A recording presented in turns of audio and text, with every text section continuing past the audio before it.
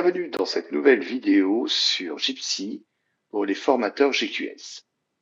L'accès à Jitsi se fait via les plateformes habituelles de type Arena ou Portail Métier. Une fois connecté, vous arrivez sur l'écran d'accueil où ici vous avez un petit message et différents liens qui peuvent être intéressants. La partie suivante qui va nous intéresser davantage concerne vos sessions. Ici, cet onglet va reprendre vos formations personnelles où vous allez pouvoir retrouver vos diplômes, votre PSC1, vos formations initiales, etc., les formations continues. Dans cette dernière rubrique, documents, vous retrouverez, selon les académies et selon les gestionnaires, différentes informations et documents accessibles, par exemple, ici, les référentiels de la DGESCO qui sont téléchargeables directement. Intéressons-nous particulièrement à l'onglet Sessions.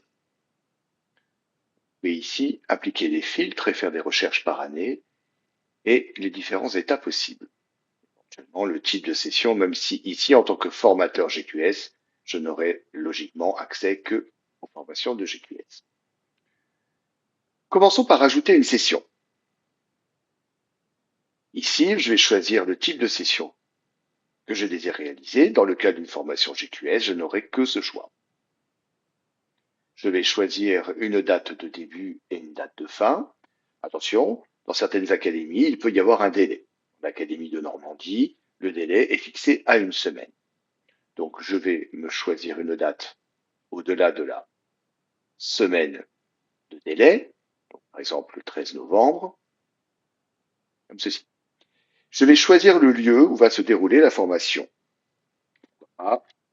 Au collège Claude Bernard, Grand Cul. Je vais me déclarer, moi, comme étant le formateur, bien entendu.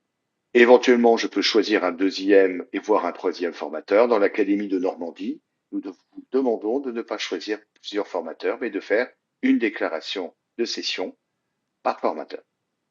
Pour le nombre de stagiaires, je vais indiquer le nombre de stagiaires prévus dans une formation GQS avec un formateur. On peut monter jusqu'à 15 stagiaires.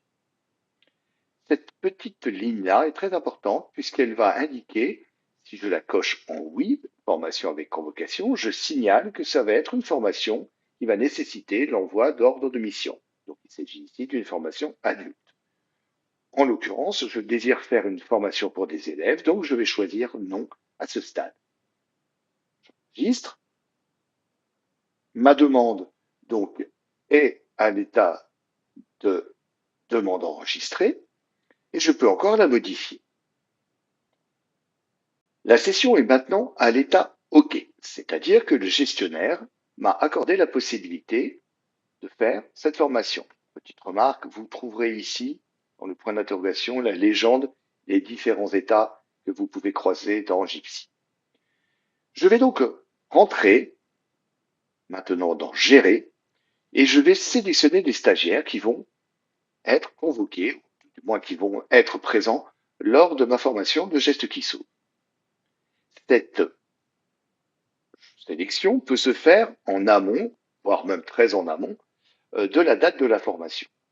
Donc ici, je vais avoir à choisir de rentrer des élèves un par un.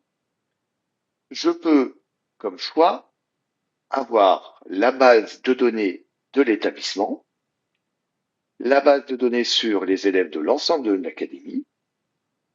Je peux également accéder, à l'ensemble de l'annuaire des agents de l'académie. Et ce dernier choix n'est pas à comprendre comme stagiaires qui ne dépendraient pas de l'éducation nationale, mais plutôt comme des stagiaires qui sont éducation nationale, mais qui n'apparaîtraient pas dans des bases, typiquement des services civiques qui n'ont pas encore été rentrés dans les bases de votre académie. Donc il serait ici possible de choisir et de rentrer le nom, le prénom, la date de naissance, la vie. Si je choisis les autres choix possibles là, je vais donc accéder directement à une recherche qui va me permettre de trouver l'élève qui serait dans l'établissement du collège Claude Bernard. Attention tout de même, les villes de naissance ne remontent pas dans Jitsi. qu'il faudra que vous les indiquiez à un moment ou à un autre. Quand vous aurez rentré l'ensemble de vos stagiaires, vous pourrez enregistrer et passer à l'étape suivante. Dans la session, quand j'ai rentré mes stagiaires, je peux, dès le départ, avoir les diplômes ou attestations de mes stagiaires qui vont pouvoir être imprimés et distribués à la fin de la formation.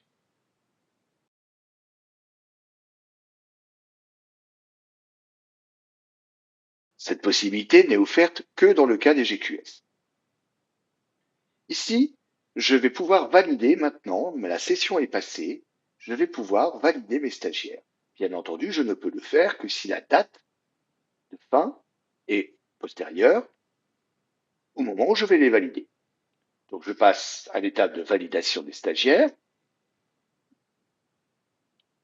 Pour ceci, je vais tous les sélectionner ou les faire un par un. Il se peut très bien qu'un stagiaire soit absent. Dans ce cas-là, je ne le valide bien entendu pas. Et je vais enregistrer. À ce stade, c'est terminé. Je vais pouvoir clore la validation. Mais attention, quand je clôt ma validation, je ne peux plus revenir en arrière et je ne peux plus modifier l'état de validation. Donc ici, je vais clore mes stagiaires. Jitsi me prévient que la session était prévenue pour 15 stagiaires et que je n'en ai que 2. Je valide quand même, je clôt la session de formation. Et maintenant, je vais attendre que le gestionnaire valide cette clôture de stagiaire. L'état de ma session a avancé. Je suis maintenant à l'état E, c'est-à-dire que si je vais dans Gérer, je vais voir que je peux ici avoir le PV, le procès-verbal de la formation que je vais pouvoir signer, faire signer et dater à mon chef d'établissement, puis je vais pouvoir l'envoyer au responsable, au gestionnaire de mon académie, au chargé académique. Une fois que j'aurai fait cette étape-là, le gestionnaire pourra clore ma session et ainsi, je pourrai avoir le message fin sur ma session à ce niveau.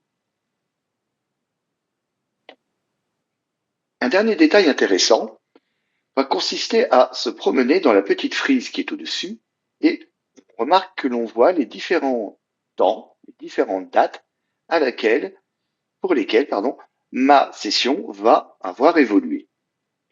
Je peux avoir également, en cliquant sur état, l'ensemble des dates de toutes les étapes et ainsi savoir où en est ma session et quand elle a été reçue, quand le PV a été reçu, etc., quand il a été validé et terminé.